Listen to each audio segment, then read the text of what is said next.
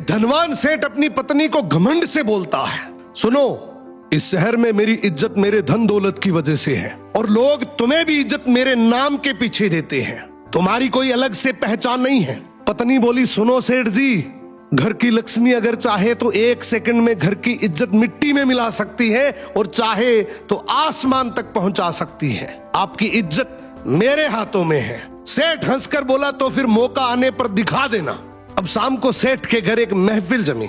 मित्र, रिश्तेदार, जान पहचान वाले लोग हंसी ठिठोली कर रहे थे। तभी अचानक सेठ का सबसे छोटा बेटा जोर जोर से रोने लगा। सेठ ऊंची आवाज से बोला, ये बच्चा क्यों रो रहा है? पत्नी बोली, आपका बेटा बार बार खिचड़ी मांग रहा है, जबकि अभी थोड़ी देर पहले इसने भर पेट खाया है। घर में बाकी लोगों का भी तो सोचना है, सब कुछ इसे ही कैसे दे दूं?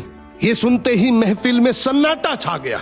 लोग आपस में बात करने लगे कि इतना बड़ा सेठ और घर में खिचड़ी का झगड़ा। सेठ का चेहरा लाल पड़ गया, उसकी इज्जत वहीं धूल में मिल गई। रात को सेठ अपनी पत्नी के पास गया और बोला, ठीक है, मान गया, आज तुमने मेरी इज्जत सबके सामने गिरा दी, अब इसे वापस लाकर दिखाओ। पत्नी बोली, मेरे लिए तो ये चुटकियों का खेल है, बस एक काम करना, उन सबको कल फिर से बुलाओ। अगले दिन फिर से महफिल जमी। हंसी मजाक चल ही रही थी कि बच्चा फिर से रो पड़ा। सेठ बोला, अब क्या हुआ? पत्नी बोली, फिर वही खिचड़ी की जिद। इस बार सेठ मुस्कुराकर बोला, तो फिर खिचड़ी लाकर दो, मैं अपने बेटे को हाथ से खिलाऊंगा और साथ में सभी मेहमानों को भी खिचड़ी परोस दो। पत्नी ने तुरंत रसोइयों को आदेश दिया, बड़े ठाट बाट से हांडियां लाई गई, मेहमानों को कटोरी में खिचड़ी परोसी गई। लेकिन वो साधारण खिचड़ी नहीं थी, उसमें केसर की खुशबू, बादाम, काजू, पिस्ता, किशमिश और घी की महक।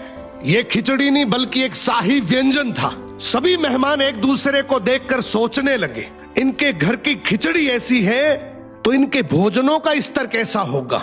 सेठ के घर की रहीसी की चर्चा पूरे शहर में फैल गई। सेठ अपनी पत्नी के सामने हाथ जोड़कर बोला, मान गया, घर की औरत चाहे तो इज्जत बना भी सकती है और बिगाड़ भी।